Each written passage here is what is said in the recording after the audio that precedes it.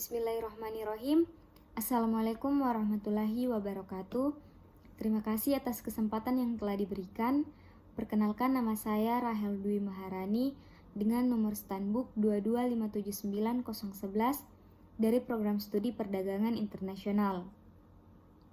Pada video kali ini saya akan memenuhi tugas mata kuliah Pemikiran Ekonomi dan Logistik dengan judul materi yang akan saya bawakan mengenai integrasi ekonomi sosialis dengan prinsip demokrasi dan hak asasi manusia, menemukan keseimbangan antara kolektivisme dan individualisme. Pendahuluan. Integrasi ekonomi sosialis dengan prinsip demokrasi dan hak asasi manusia merupakan perdebatan signifikan dalam diskursus politik dan ekonomi.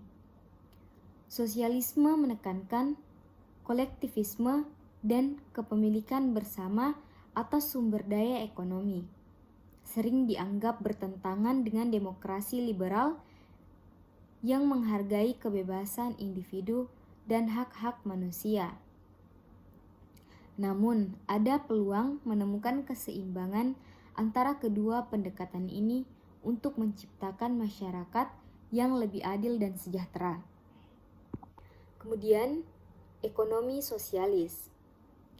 Ekonomi sosialis menekankan kepemilikan bersama dan distribusi kekayaan yang adil. Karl Marx dan Friedrich Engels dalam Manifesto Komunis pada tahun 1848 menggambarkan sosialisme sebagai tahap transisi menuju komunisme, di mana alat produksi dimiliki secara kolektif.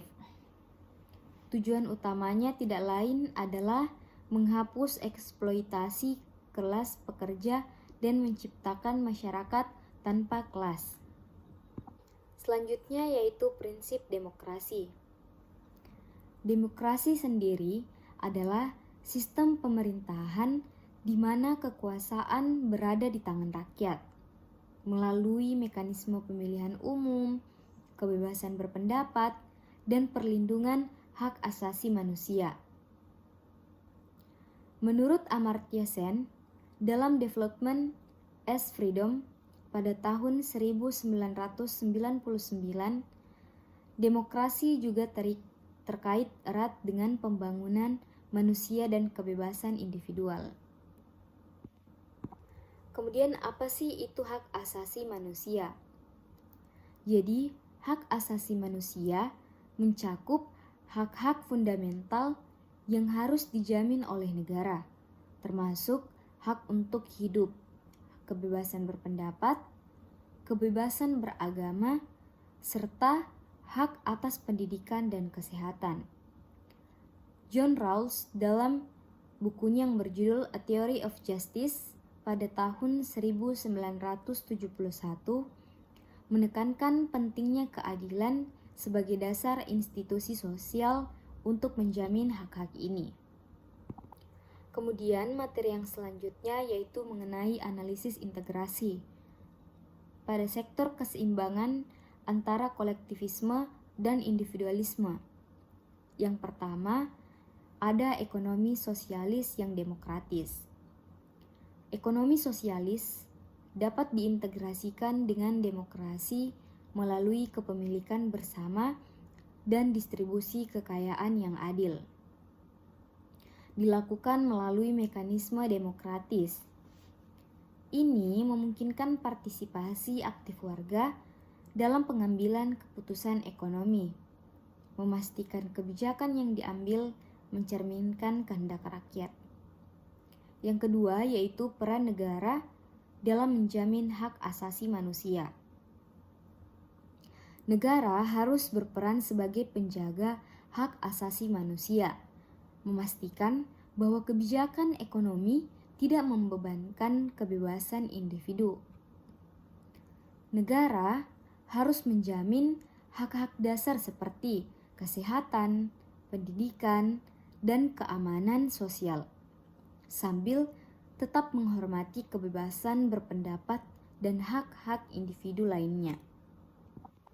Selanjutnya, analisis integrasi dari segi birokrasi dan efisiensi.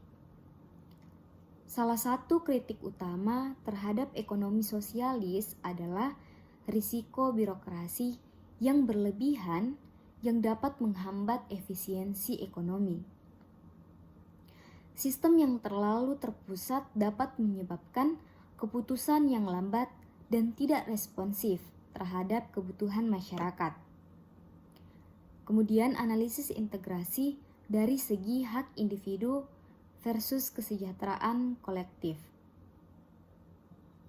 Menemukan keseimbangan antara hak individu dan kesejahteraan kolektif tetap menjadi tantangan utama. Kebijakan redistribusi yang agresif dapat dilihat sebagai mengurangi intensif individu untuk bekerja keras dan berinovasi, yang pada gilirannya dapat mempengaruhi produktivitas ekonomi secara keseluruhan. Kemudian adapun kasus implementasinya, yang pertama ada Venezuela.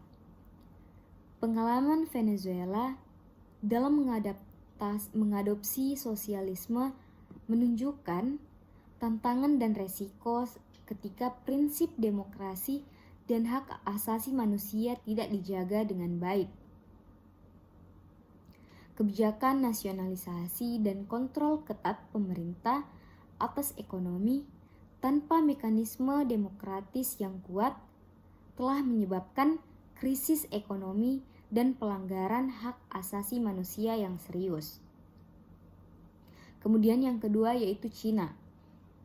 Meski Cina telah mencapai pertumbuhan ekonomi yang luar biasa dengan model ekonomi sosialis yang terpusat, kritik terhadap pelanggaran hak asasi manusia tetap menjadi sorotan utama. Partai Komunis Cina mengendalikan hampir semua aspek kehidupan warga negara yang seringkali bertentangan dengan prinsip kebebasan dan hak asasi manusia. Kemudian adapun kasus implementasinya, yang pertama ada Venezuela. Pengalaman Venezuela dalam mengadopsi sosialisme menunjukkan tantangan dan resiko ketika prinsip demokrasi dan hak asasi manusia tidak dijaga dengan baik.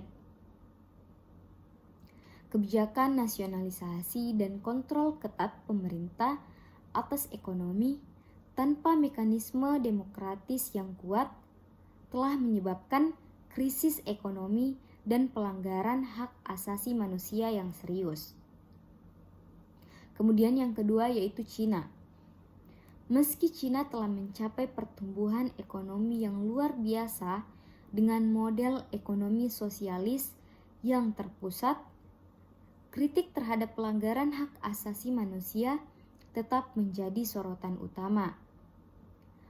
Partai Komunis Cina mengendalikan hampir semua aspek kehidupan warga negara yang seringkali bertentangan dengan prinsip kebebasan dan hak asasi manusia. Kesimpulannya, integrasi ekonomi sosialis dengan prinsip demokrasi dan hak asasi manusia adalah upaya yang kompleks yang memerlukan keseimbangan antara kolektivisme dan individualisme. Model negara Nordik memberikan gambaran yang menjanjikan tentang bagaimana pendekatan ini dapat diimplementasikan secara efektif. Namun, setiap negara harus menyesuaikan pendekatan ini dengan konteks budaya dan politik lokalnya itu sendiri untuk mencapai hasil yang optimal dan sesuai yang diinginkan. Baik, itulah tadi materi yang dapat saya sampaikan. Apabila ada kesalahan kata maupun informasi yang saya berikan, saya memohon maaf dan semoga apa yang saya sampaikan bisa bermanfaat bagi teman-teman sekalian. Wabillahi taufiq wal hidayah. Wassalamualaikum warahmatullahi wabarakatuh.